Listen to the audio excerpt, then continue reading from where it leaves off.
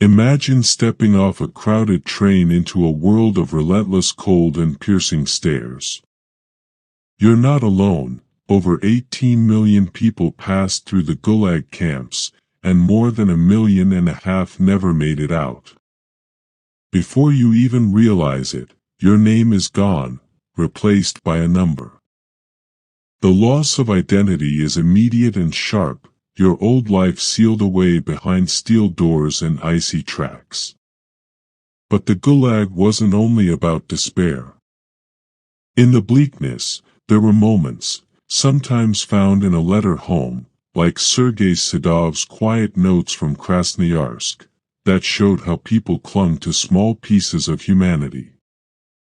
Stay with me as we trace the first steps into this world, from the slam of the train doors to the first taste of what it meant to be a number.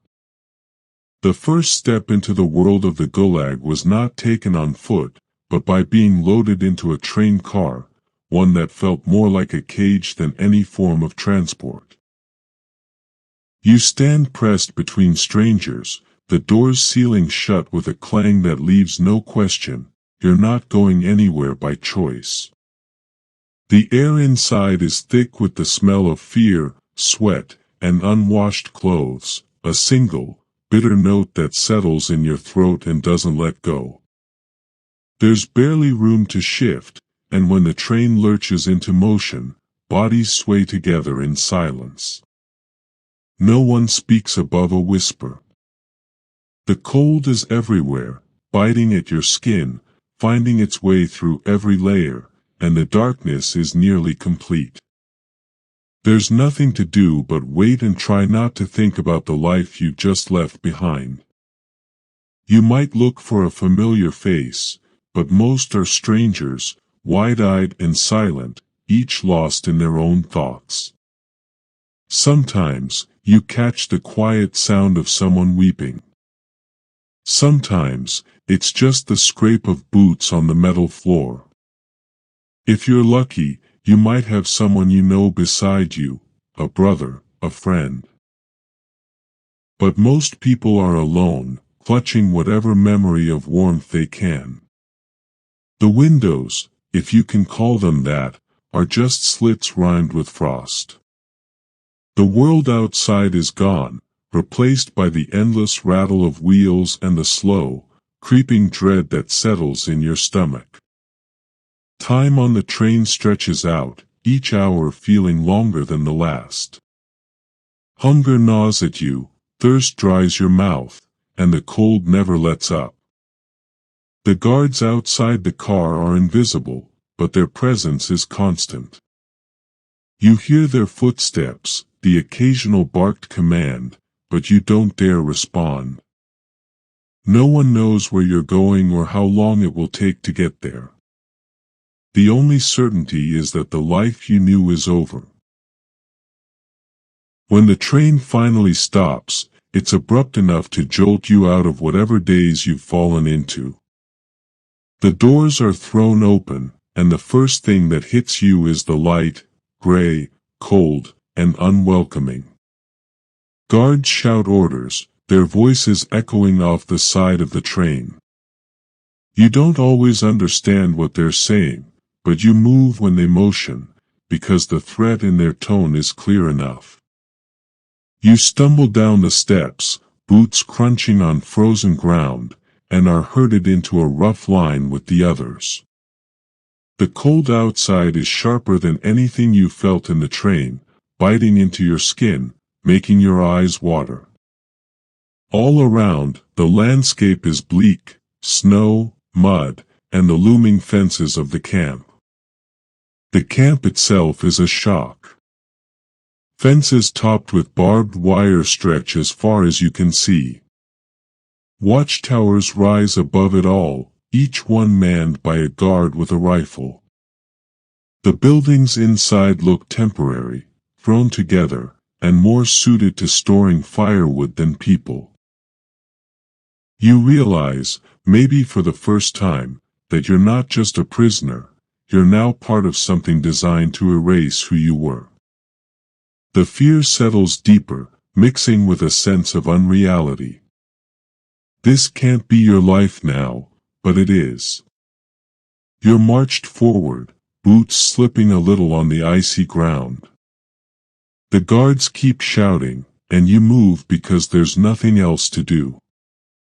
You're pushed toward a small building near the entrance, and inside, the real process begins. This is where whatever's left of your old self gets stripped away. Your coat and clothes are taken first, pulled off with no explanation. The few belongings you manage to bring, maybe a photograph, a letter, a piece of bread, are tossed into piles you'll never see again. The room is cold and smells of disinfectant, sweat, and fear. There's no time to protest or even process what's happening. A guard writes something in a ledger, but it's not your name. It's just a number. You hear it spoken aloud, and it doesn't sound like anything that belongs to you. Survivor Sergei Sedov wrote that, "My name felt lost," illustrating a common dehumanizing step. For Sedov and so many others, this was the moment when their identity was replaced by a string of digits, a transformation that still echoes in the letters he managed to send out. The number is pressed on a metal tag and shoved into your hand. It's not a keepsake. It's a reminder that, from now on, you're just another body to be counted. You're pushed back outside, now part of a line of people who all look the same, shivering, silent, stripped of anything that made them individuals. The fences seem closer now, the gates heavier. Every step takes you further from the world you knew. The guards don't care who you were, only that you follow orders. The camp is a machine, and you're just one more cog. Assignments come next, and they're handed out with the same efficiency as everything else. There's no consideration for what you did before or what you might be good at. Many are forced into logging, mining, or canal building, work that's brutally hard, often dangerous, and always exhausting. The quotas are set high, and there's no room for complaint. The system is designed to keep you busy, to grind you down, and to make sure you have no chance to think about escape or rebellion. All the while, the emotional weight grows heavier. The letters from people like Sedov show what it meant to be cut off from everything and everyone you loved. In his notes, he writes about missing his wife, about the pain of not knowing if she's safe or even thinking of him anymore. The Gulag didn't just punish prisoners. It punished families, too, leaving them to wonder, to grieve, and to wait for news that might never come. Processing new arrivals is quick and impersonal. The system doesn't allow for hesitation. You're moved from one line to the next, given a number, a place to stand, sometimes a thin coat if you're lucky. The fences, the guards, the endless gray sky, these are your new boundaries. The idea of freedom becomes something you remember, not something you expect. As the line moves forward, you catch glimpses of the camp's routines. Prisoners shuffle from building to building, carrying loads that look too heavy for anyone to manage.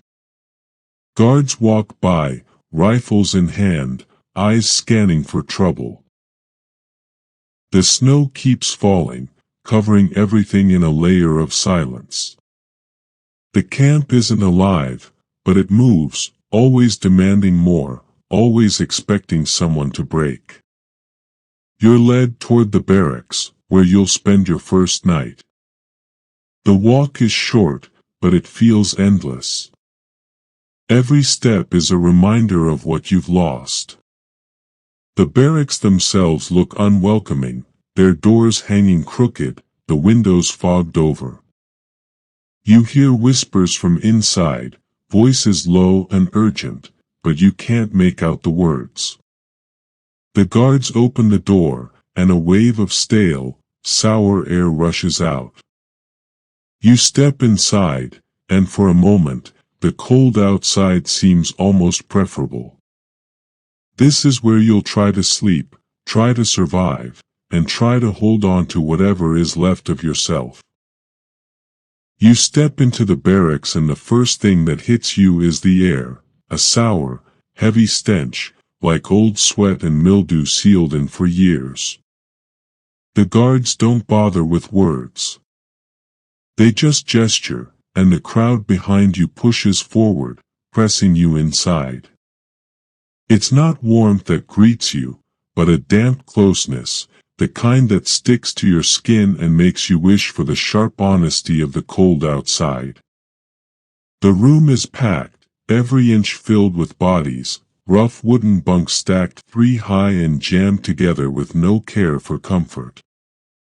The walls are warped and stained, with frost creeping in through every crack, as if the cold is determined to find you no matter where you hide. There's no order to anything. You find yourself fighting for a spot, elbows out, just to claim a narrow sliver of wood for the night. The idea of a bed is a joke. You wedge yourself in next to a stranger, shoulders and hips pressed tight, and above you, below you, others do the same. Someone drops onto the bunk with a groan and doesn't bother to look at you. The blanket you get, if you get one at all, is thin, rough, and smells like it's been dragged through every bad day the camp has ever seen. You share it with strangers, and it's never enough to keep out the chill that seeps up from the floor. The air inside is thick and damp, heavy with the breath of dozens packed into too little space. Every inhale is work. You taste the sourness, the hint of metal, the rot of old wood and old fear. There's no real silence. Instead, you get a chorus of coughs, mutters and languages you can't place, the constant shifting of bodies trying to find a little space. All these sounds blend together, a low, restless hum that fills your head and makes it hard to think of anything else. Sleep doesn't come easy, even though your body is begging for it. Every time you start to drift, something pulls you back, a cough, a stray elbow, the sharp edge of the bunk digging into your ribs.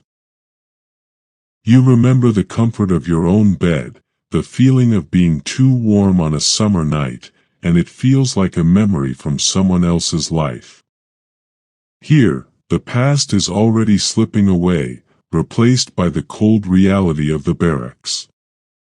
The place is designed to break you. Overcrowding isn't just a problem, it's the point.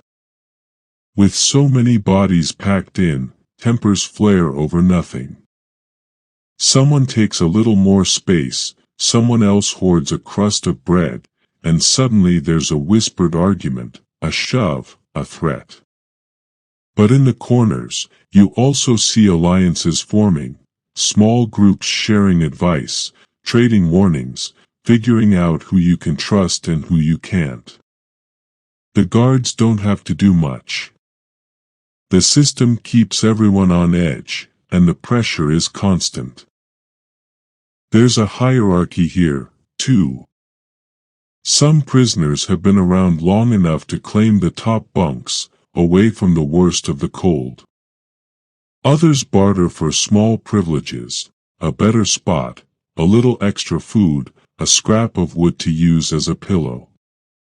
The guards appoint their own leaders, men who enforce the rules and keep order, usually by fear.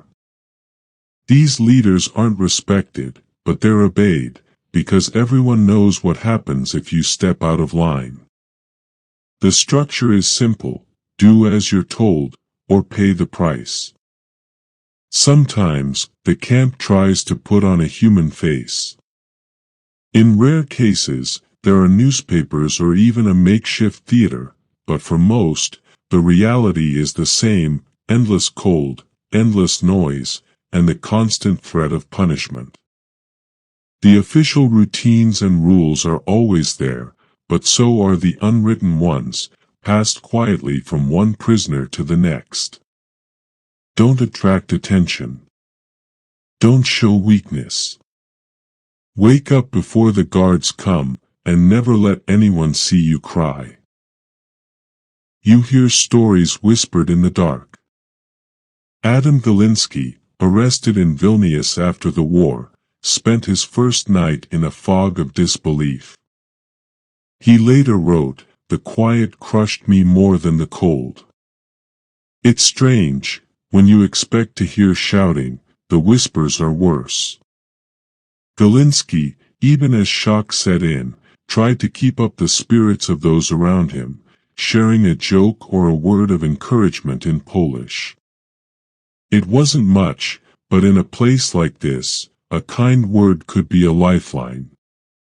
The same thread runs through the letters of Sergei Sadov, who began writing home in September 1966, describing how he missed his wife and clung to small routines just to feel human.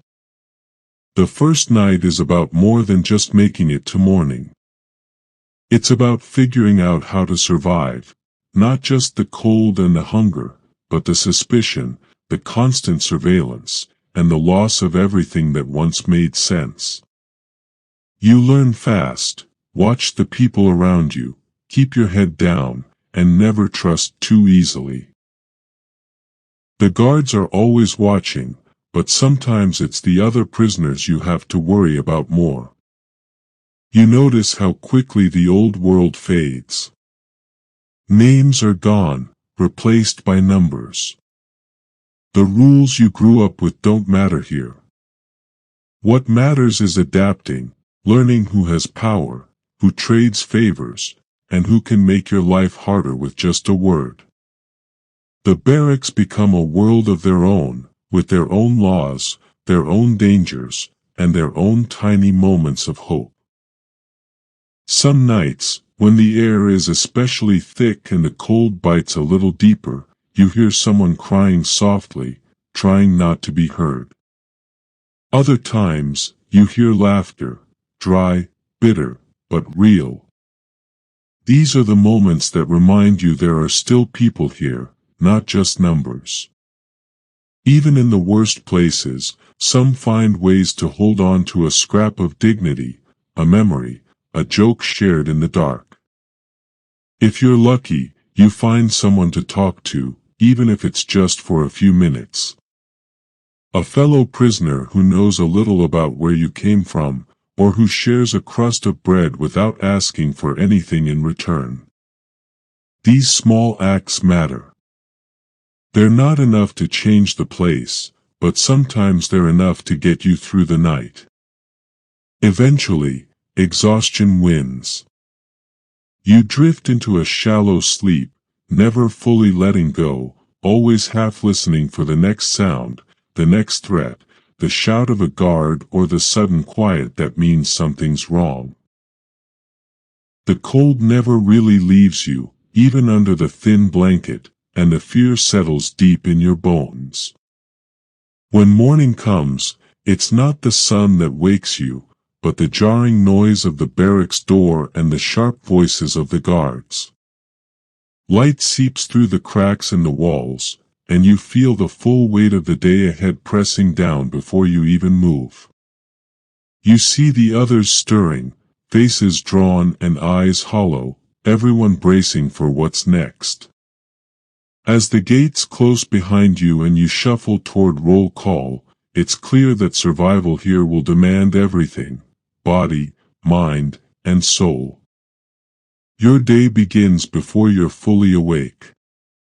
The barracks door slams open while it's still dark, and a guard's shout slices through whatever shallow sleep you managed. You scramble up, hands searching for your threadbare coat, pulling it over the same thin uniform you wore yesterday. The cold outside is immediate, sharp, biting, and impossible to ignore. You hesitate for half a second, but the guards don't allow for hesitation. You move, because not moving isn't an option. Outside, the line forms fast. The air stings your face and your breath hangs in the cold, mixing with the steam from 100 other mouths. You stand, shoulders hunched, boots sinking into snow that soaks through the thin soles in minutes. Everyone is shivering, but no one says a word. You learn quickly that showing weakness here is a mistake you only make once. Roll call is the first ritual.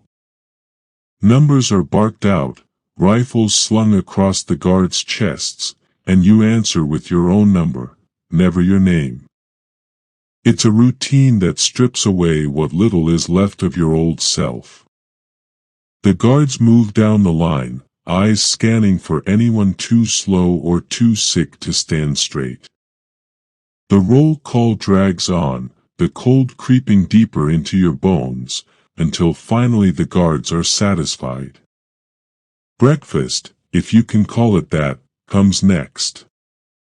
You shuffle forward and someone thrusts a dented metal bowl into your hands. The porridge inside is thin and gray, more water than grain, and it's cold before you even get a chance to eat. You force it down anyway, because you know what's coming next, work. It doesn't matter if you're still hungry, everyone is. You eat because it's all you'll get until nightfall. Work assignments are handed out with no explanation. If you look strong, you're sent to fell timber in the forest. If not, maybe you're marched to the mines or put on a work crew for construction. The work is brutal, and it's meant to be. In the forest, you swing an axe for hours, the blade bouncing off frozen wood, your hands going numb before the first tree falls. In the mines, you descend into darkness, the air thick with dust and the smell of sweat and fear. Sometimes, the work is pointless, digging a ditch only to fill it in again, moving rocks from one pile to another for no reason at all. The point isn't productivity. It's about breaking you down, making sure you're too tired to think about anything except surviving to the next meal. The quotas are impossible. Every day, the guards announce how much timber needs to be cut, how much or must be hauled, how many meters of canal should be dug. You know, even before you start, that you won't meet them. No one does. But the punishment for failing isn't just yours to bear. If your group falls short, everyone's rations get cut. Sometimes, you lose the little bread you were counting on. Sometimes, it's worse. The system is designed to turn prisoners against each other, to make you resent the man who can't keep up, even if you know you'll be him soon enough. The workday is endless. In winter, the sun barely rises, and you work by the gray light of dawn or the flicker of torches. The cold is constant, seeping through every layer of clothing. Your fingers crack and bleed, your feet go numb, and you keep moving because stopping means freezing. In summer, the mud is knee-deep and the air swarms with mosquitoes. You sweat until your clothes are soaked, but the hunger never leaves. The exhaustion is total. Your muscles ache, your joints lock, and every step feels heavier than the last. Yet, even in this grind, there are moments that stand out. Sometimes, a prisoner shares a crust of bread or a mouthful of water. Sometimes, someone covers for you when you can't lift your end of a log. It's not much, but it's enough to remind you that you're not alone. These small acts don't change the system, but they make the day bearable. You learn to look for them, to hold on to them, because they're the only proof you have that you're still human. The guards are always watching. They walk the work sites with rifles in hand, barking orders and looking for any sign of weakness or defiance. If you slow down, you risk a beating. If you fall, you might not get up again. Some prisoners are given small privileges for working hard, an extra ration, a shorter sentence, a chance to rest for a few minutes. But these rewards are rare, and they come at a cost. Most of the time, the only thing you can count on is that the work will continue, no matter how tired you are. The Gulag wasn't just a labor camp, it was an economic machine. Timber, coal, gold, these were the lifeblood of the Soviet economy, and prisoners were the ones who kept it running. The work was hard, the tools were dull, and the hours stretched on without end. But the system didn't care about efficiency. It cared about control. The point was to keep you busy, to wear you down, to make sure you didn't have the energy to resist. Sometimes, the camp tried to show a softer side. There were rumors of newspapers, of theater groups putting on plays, of prisoners taking classes on livestock or carpentry. For a few, these activities offered a break from the routine, a chance to remember what life was like before the camp. But for most, these moments were rare, overshadowed by the daily struggle to survive. The reality was always the same: work, exhaustion, and the constant threat of punishment. As the day drags on, you watch the faces around you. Some are blank, eyes fixed on the ground. Others show flashes of anger or fear. You see men stumble, their bodies giving out, and you know that tomorrow, someone else will take their place in the line. The cycle never ends. The only thing that changes is who makes it to the end of the day. When the whistle finally blows, you turn back toward the barracks. Your legs are heavy, your stomach is empty, and your hands are raw. You move in silence, the same as everyone else, because talking takes energy you don't have. The night will be cold, and the food will be thin, but for now, you focus on putting one foot in front of the other. Even in this routine, there are moments that don't fit the pattern. A joke whispered between bunkmates. A stolen glance at the sky. A memory of something better, held close and shared only when you're sure no one else can hear. These moments don't last, but they matter. They're proof that, even here, there's something no system can fully erase. As you cross the yard, you pass others, some limping, some helping a friend, some just staring straight ahead. The guards watch, but sometimes, just sometimes, you catch a look between prisoners that says more than words ever could. It's a reminder that, no matter how hard the day has been, there's still a spark left. That spark might be small, but it's there, waiting for a chance to do more than just survive. Most days in the Gulag, survival meant keeping your head down and following orders. But some prisoners, even with exhaustion pressing on every muscle, found ways to push back. Small acts of defiance and humanity, quiet, sometimes invisible, became a language of resistance. These weren't the dramatic uprisings you see in movies. They were often just a look, a word, or a gesture that said, "I'm still here, and I won't let this place take everything from me." Defiance in the camps wore many faces. Some prisoners risked everything to smuggle out letters, using careful language and coded references to slip messages past the censors.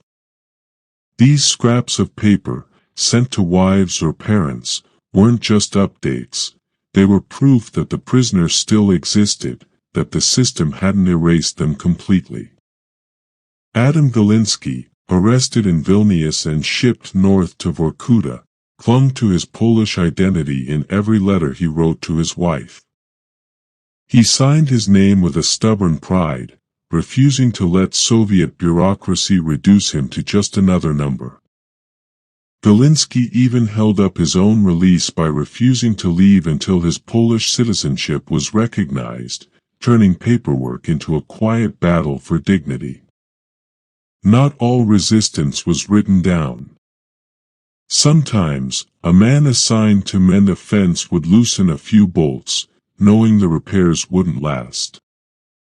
Someone digging a trench might work just slow enough to drag out the job, making the system a little less efficient. These acts weren't about sabotage on a grand scale.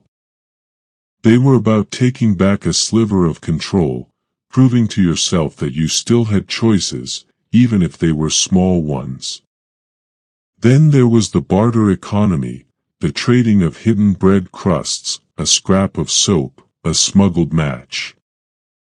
Hiding these things could mean a beating or worse if you were caught, but sharing them was a way to say, I see you.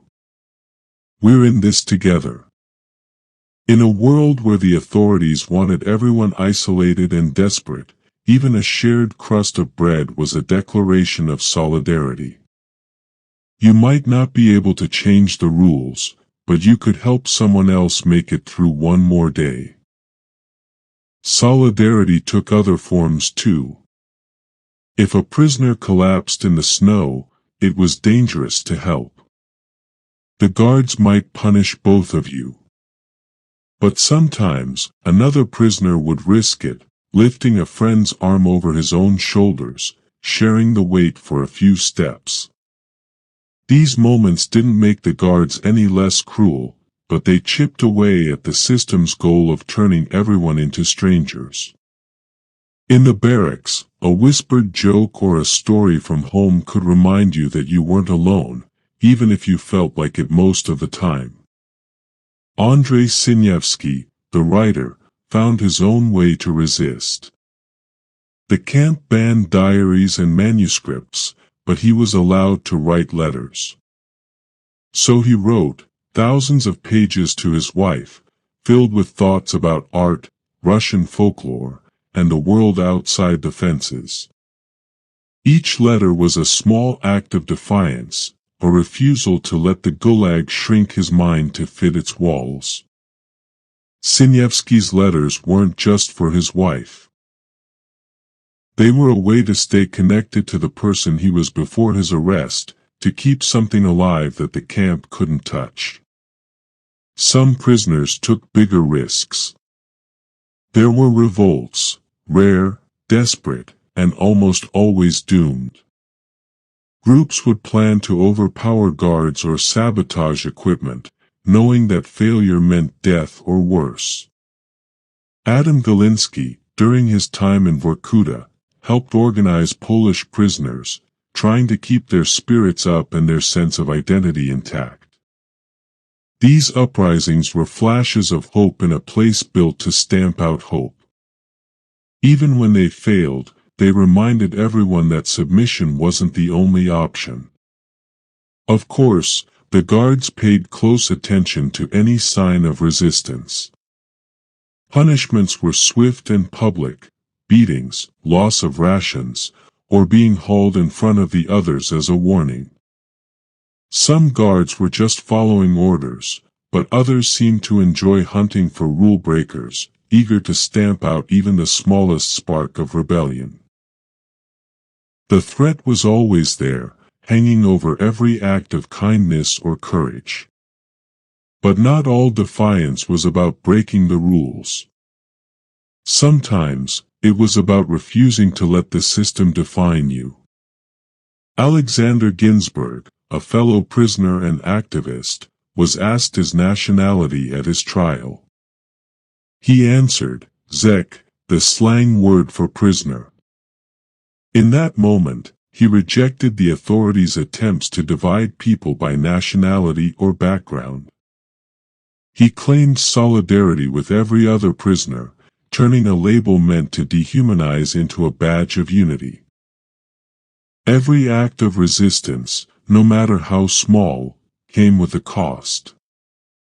Sabotaging work could mean less food for your barracks. Sharing a hidden loaf of bread could bring a beating. Organizing a protest could get you killed. Still, prisoners kept trying.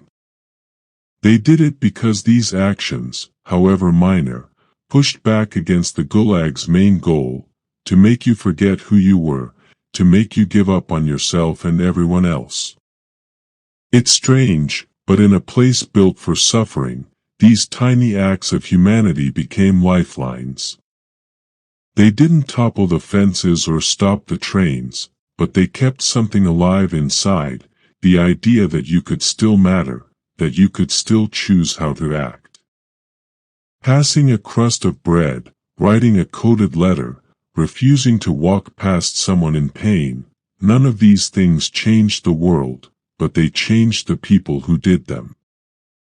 They made survival about more than just staying alive. The stories of prisoners like Galinsky and Sinyevsky, preserved in letters and memories, show the many ways people resisted. Sometimes it was loud, sometimes it was silent. Sometimes it was a group, sometimes just one person refusing to give in. What mattered was that these acts happened at all. They were proof that the Gulag, for all its power, couldn't control everything. And while the prisoners found ways to resist, the system relied on its own enforcers to keep order, the guards who watched, punished, and sometimes, just sometimes, looked the other way.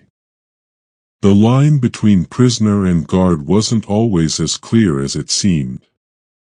When you picture the Gulag, it's easy to focus on the fences, the cold, and the endless labor. But there's another presence you can't ignore, the guards. They pace along the wire, stand in the watchtowers, and bark out orders with the weight of the state behind every word. Officially, they're the enforcers. The ones meant to keep prisoners in line and the whole machine running. But if you look a little closer, you'll see their reality is more complicated. Their uniforms gave them authority, but that power came with its own heavy price.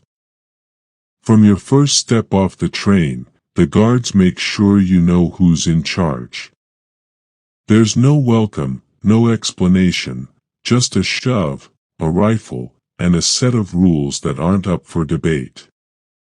Their job is to break you in, to strip away any sense that you might still have choices.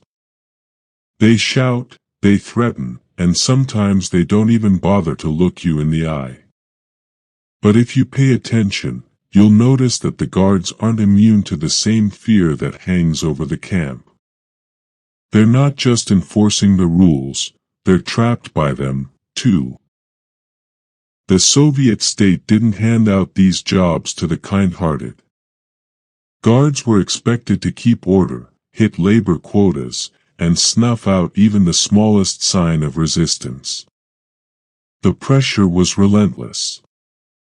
If they failed, they didn't just risk losing their job, they could be accused of sabotage or disloyalty. During the worst years, think the Great Purge, guards became even more ruthless, knowing that a single mistake might land them on the other side of the fence. That's not an excuse for cruelty, but it explains why some guards clung to their authority so tightly, why they seemed to relish every opportunity to remind you who held the power. Some guards did exactly what was expected.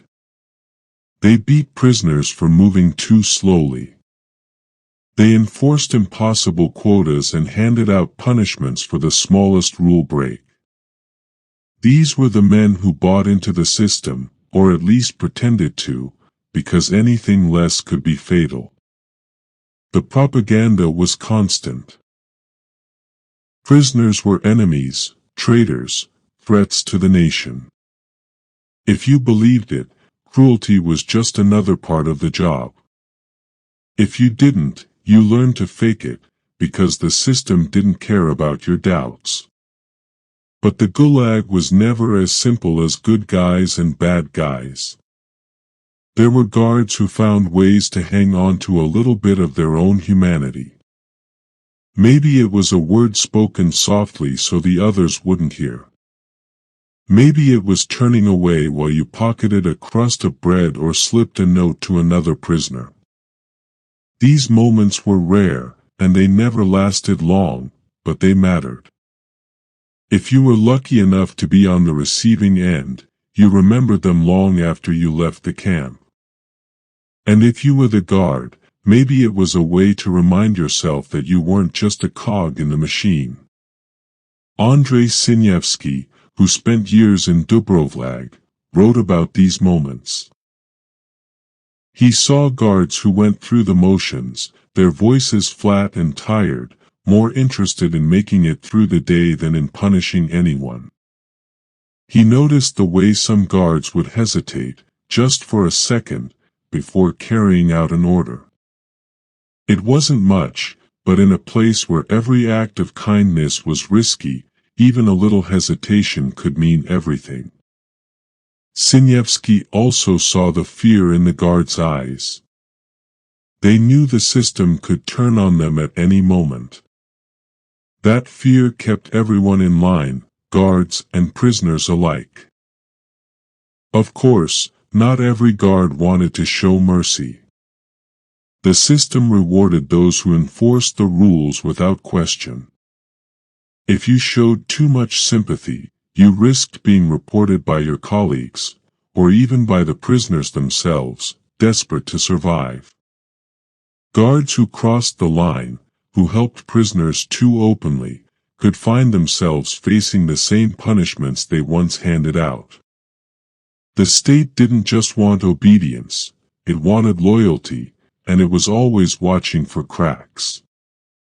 Sometimes, the guards and prisoners found ways to work together, but it was never simple.